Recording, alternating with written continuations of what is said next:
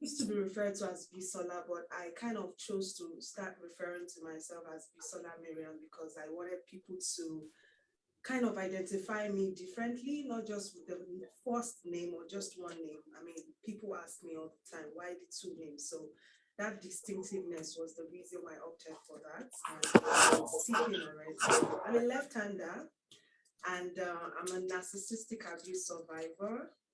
I'm a single mom, and I have two lovely boys, as you can see.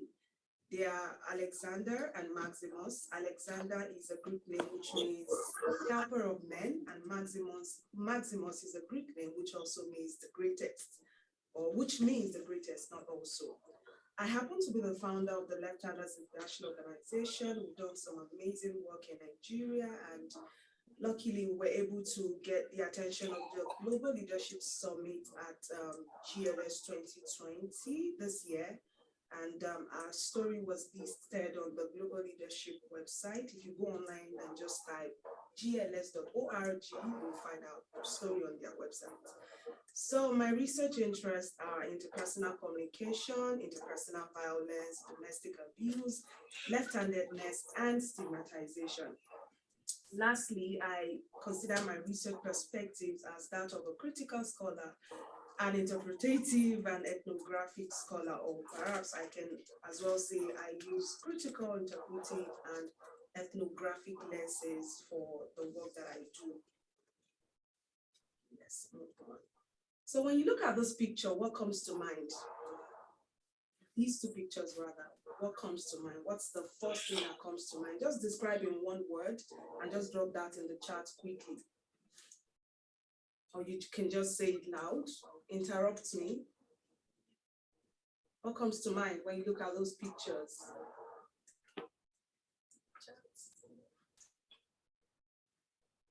Alone, desperation, silence, fear. Amazing. Okay. Anyone in the room? Okay, fear. Oh, I was just looking at the comment. Great. I mean, you all have given amazing description, and I mean, these different words kind of capture what was in the mind, what was on my mind, or what I was going through when this research idea was born, and when I chose to decide to, carry out the social justice work. So for my work, it's a lived experience kind of research because I am a victim of domestic violence, and it's just sad that despite that I'm far away from my abuser, I still experience the pain, the trauma, the loneliness, and the fear that comes with being abused, especially when people don't see the scars, they don't see they don't see the scars, right? And you still go through all of those things in your own work closet because your abuser emotionally abuses you. And despite that there is this distance, legally speaking, this person is not abusing you. Because of the kind of messages one gets from such a person, it's just unfortunate that you are still being abused, even though it doesn't look like you're being abused, right? So that was what led me to think about the idea. Did you say I can get justice? Thinking domestic violence legal assistance framework, right? My work started from me choosing to go for counseling service at the Women and Gender Resource Center here at UA. And during the course of that, I was referred to the law clinic at the domestic violence law clinic of the University of Alabama.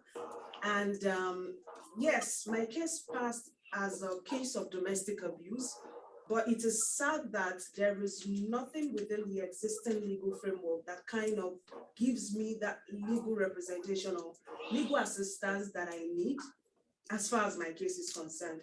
And so that was the problem, and that was the dilemma in which I found myself, and I needed to do something about it. So here I say the challenge here is that my case could not fit into the existing legal framework. I think I said that already, so there is no point repeating that. So my objective was to work with the Domestic Violence Law Clinic, or DVLC. I will keep saying DVLC as I go along, so that I don't, keep using the long word sentence. So my goal was to see how the clinic can provide or work towards ensuring that non-native victims of domestic violence, even though they might be miles away from abusers, can get some sort of legal assistance. Okay. Okay, so when I started this work, I mean, one of the things that we've been taught is to think of ways you want to approach your work. So for me, I said to myself, okay, what compasses will keep my social justice ship sailing? And so I thought of the paradigms and the disciplinary versus interdisciplinary lenses. I have listed them here. So for the paradigms, I consider critical and interpretive paradigms. Critical because, I mean, this is such a critical issue, not just because of the emotional, the psychological, marginalization or limitations surrounding it. It's also very much an important issue when we talk about the legal framework that is currently existing, especially for non-native victims of domestic abuse, or perhaps victims of abuse who are far away from their home country or countries. Interdisciplinary wise or disciplinary speaking, I consider myself, I mean, I looked at my work from a communication studies angle. I also explored cultural studies, rhetorical studies, feminist studies, and legal studies, because abuse is at the core of communication, I mean, at the center of communication. Cultural studies here talks about questions the way in which culture is created and maintained through everyday experiences. And abuse is a cultural problem. It is rooted in the history of different culture, different community. Rhetorically speaking, I wanted to look at the way words are framed or language is used symbolically to induce cooperation in beings, and of course, how do abusers use their words, and what is it within the existing legal framework that makes it difficult for abusers, for the abuse to get justice, even though rhetorically, language-wise, what they experience fits into the World Health Organization's description of what constitutes abuse. Now, I think I would rather move on. Legally speaking, I examine how law shapes and is shaped by political, economic, and cultural forces, which is something I already talked about briefly. Theories and methodologies. I looked at a number of theories: attachment theory, cycle of violence theory, critical race theory, feminist theory, interpersonal deception theory, power theory, and many others that I may not be able to mention. Of course, I have them on the slides. Now, I wanted to also look at what other people are thinking, or what are people doing about this type of issue. And so that brought about the question, who is thinking about us, right? So I looked at a number of scholarly, journals or scholarly papers. Here are some information for different people who have tried to grapple with this same question from different perspectives. And I went through them and I was able to identify what has been done and what has not been done. And from all that I gathered, I was able to realize that while there is so much information out there about domestic abuse, there's always so much emphasis on physical abuse, where there's almost, I mean, the record or the data out there does not kind of really provide, sufficient information regarding, psychological abuse, and of course, what non-native victims, how non-native victims are affected. One interesting thing that I also discovered during the course of my research was I saw that there are now a number of scholars who are also looking at how this is beyond a gender thing. This is not a women thing. We naturally would think that domestic violence affects women, but of course, this is a cross-cultural problem and it is no respecter of gender. So how I plan to skin the cat? So I asked myself, what data collection method do I intend to use?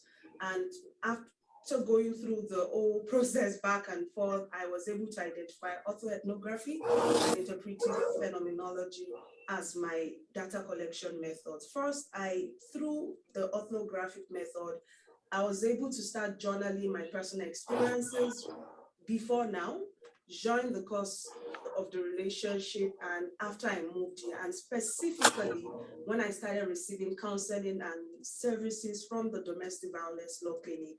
I also documented my experiences during the, my my case review process at the law clinic. How did the clinicians attend to me? How did they talk to me over the phone? How did they describe my experience? The kind of questions they asked me, and most importantly, the feedback that I got from them, I made sure to journal everything.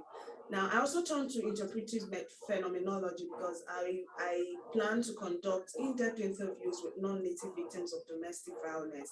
In addition to that, I have spoken with okay, I think let me move on. So furthermore, I haven't looked at previous studies. I saw that some of the method that I plan to use have been used by some other scholars, and I was able to gain quite a lot from what they have done. So the concrete data collection strategies, just like I've said, are journaling and in-depth interviews. So how do we move from here? So I haven't done all of this. I saw that there was still so much that I didn't, there were so many things. I had so many assumptions before I went into the law clinic. And at the end of the day, I learned several things. And those are the reasons, I mean, the things I learned are what I've also tried as much as possible to, articulate here. So during the course of this work, one thing that I discovered is, yes, I have been able to, take certain actions, some of which are articulating my own experiences, journaling, and working closely with clinicians, student clinicians, I mean. And moving on, I plan to, okay, I think I missed on the slide. So I plan to work with the director of the law clinic, even though I have been able to send out an email to her, but I have not been able to talk to her in person. And using one of the qualitative research method called email interview process, which is something I found that during the course of this process, that it is possible to actually conduct interview via email. And so sending email to her, I saw that was a qualitative method, and which of course I have succeeded in implementing. Moving on, I plan to, like I said, have an in-person interview with her. I also plan to get an IRB approval so that I can conduct in-person interviews with past beneficiaries who are non-natives and who are also domestic violence victims who, for some reasons, have their abusers far away but still experience, the trauma that comes with being a victim of domestic violence.